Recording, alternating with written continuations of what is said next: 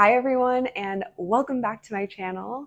My name is Mikal. I am a 27-year-old self-taught film photographer based in New York City, and I am currently filming in downtown Houston, Texas. I am here because this year I was part of a mentorship program called Free Juice University, and as part of our graduation, our work is being exhibited at the Post Houston here downtown from today, December 4th, until February 3rd. Big moments happen like this in our lives and we can be so in shock, but if I look at my steps and my intentions and my actions up until this moment was inevitable for me. That does not take away my gratitude for the opportunity and for the reality of it coming to life, but I do think that it's important to give yourself credit where credit is due. And this year I have invested so much in myself. I've talked about this in past videos, but I've invested a lot of time, money, and energy into my dreams and passions.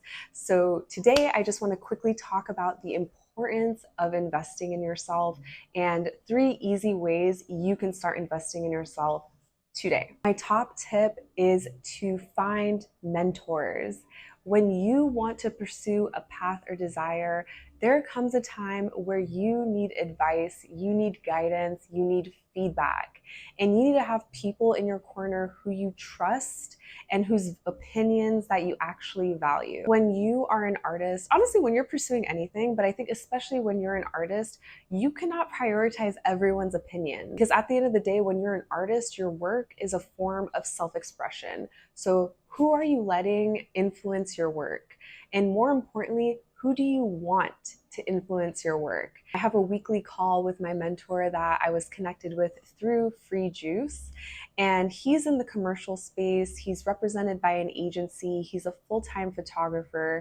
And our conversations are so enriching for me because we have very aligned values and very aligned ways of seeing the world. When I have conversations with my mentor, it can range from me asking him about how he was signed to his agency, because maybe that's a path I want to consider in the future, to how he balances his personal work with his paid work, to how he navigates networking, what he wants to do in his future. You know, he's at a certain caliber in his career that is incredible for me to even envision.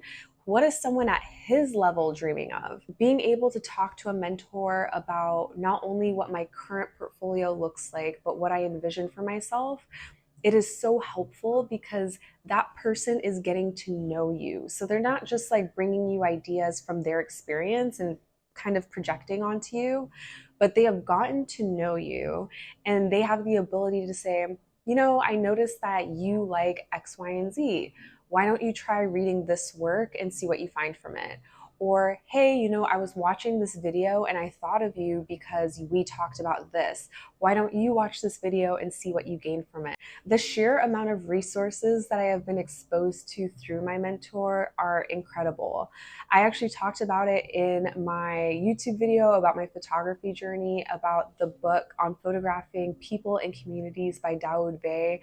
My mentor recommended that book to me. I immediately bought it, and now it's one of my favorite books and a book that I will continue to reference as I document the people and communities and the places that I live and travel. The nature of the relationship between you and your mentor really depends on that person and the parameters that you both set for the relationship. I think that's the most important thing. At the end of the day, this is a relationship. It's a two-way street. In an ideal mentorship, advice and information is really flowing both ways. At the same time that my mentors are giving me guidance and giving me advice, I feel like I am also very much trying to send them resources trying to send them resources when I can as well. 2 is going to be to travel. And I already know people are going to say, with what money? I have addressed this in a short video on TikTok, but traveling does not have to look like going across the world. Travel within your city, travel within your state, travel within your country. There are many different levels to this, but what travel does is it forces you to get out of your day-to-day routine, and it forces you to expand your mind. Right now, I am in Houston, Texas. I have never been to Houston. And on my first night, I got in around 10:30 p.m. By the time I got here, I unpacked, I freshened up.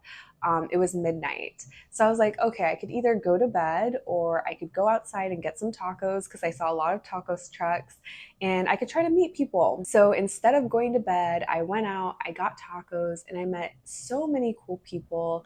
While I was talking to someone at the bar, someone else came in, and it turned out that these two individuals had not seen each other in 15 years, since high school. So as they're hugging each other, I think they are a bit in shock, and they're looking at each other, they're looking at me, and they're like, yo, like, we have not seen each other for 15 years. And this was just such a beautiful moment. And I had my point and shoot on me. So I was like, wow, like, can I take y'all's photos? Like, do you mind? They're like, no, that would be incredible. So they get together, I take their photo, and that was just such a beautiful moment that I captured at a random bar at 1 a.m. in Houston, Texas, less than 24 hours in this city. That same night, I also met another photographer who went to Howard University and then lived in Baltimore for some time. I went to American University, and I'm from Maryland. So we got to talking. I told him I was here for my exhibit, and I invited him to the post for the reception today, and he actually came through. You never know who you're gonna meet or how these connections will happen. In addition to meeting people, there is just so much amazing culture here in Houston. I went to the Houston Fine Arts Museum yesterday, and I posted on Instagram that I can't remember the last time I left a museum feeling that inspired. And that really was an understatement. This museum had 3 huge buildings. I spent most of my time in I don't know how to say his name because it's French, and this is so embarrassing because he's a really famous artist, but Gauguin's exhibit, as well as a Cuban photography exhibit. And I was just so in awe of all of this work. And I was running between the buildings trying to see as much as I could before I left. And it dawned on me that this was just one out of so many museums in Houston. I've just learned so much. I've learned so much about Houston. I've learned so much about art because I'm in Houston. I've learned so much about people and consequently myself. And I really do think that the perspective in which you navigate these new environments, especially when you're by yourself, will show in the interactions that you have with others. Travel is really the best way to learn more about yourself. You are outside of the environments you're familiar with. You are outside of your day-to-day routine.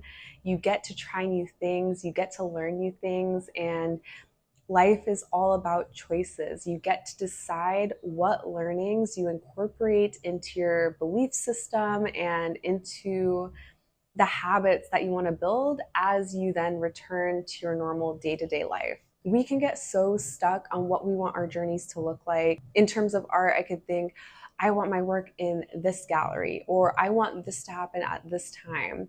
And that's valid. You should have your goals, you should have your dreams. But I would have never imagined that at 27 years old, I'm showing my work from Japan in Houston.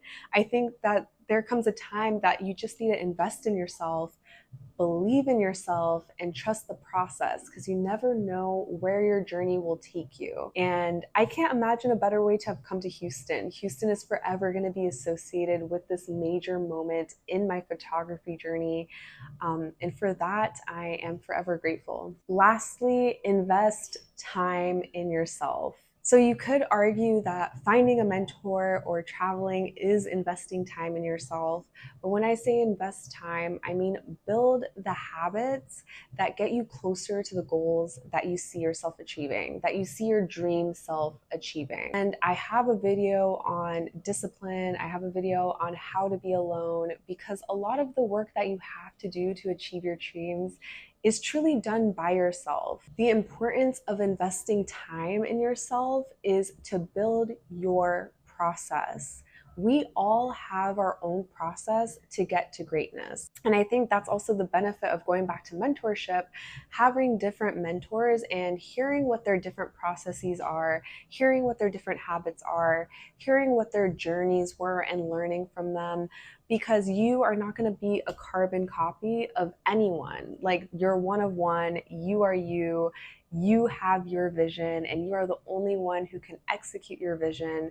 But in order to execute your vision, you need to put in the time to know what your vision is and to know what habits will get you to the place where you want to be. Taking the time to build your process for success is really making sure that your success is inevitable. For example, if you have an egg and you put it in boiling water, that egg is going to cook. And I would like to compare that to your habits, right? If you wake up and you take action daily, you are going to get to your goal. But if you didn't turn on the water, if the water is not boiling, the egg is not going to cook. If you do not take action, you are not going to reach your goals. And I think it really is as simple as 1, 2, 3. Simple does not mean it's easy. I do not want to conflate those two. I think we all are being faced with different challenges in life that make it hard to find motivation sometimes, or make it hard to actually even take the action, right? Like, maybe you worked late or maybe something happened, but it's not about getting it perfect every day. It's about building your process so that even when you do fall, even when you do make mistakes, you are confident that you will get back up again because you know your process and you know what it takes to get to where you want to be. At the end of the day, we all have the power to achieve whatever we want to achieve. It's just about your mindset and actually taking the steps and taking action towards the future that you want to see for yourself. Thank y'all so much for watching today. I appreciate you if you made it to the end of this video.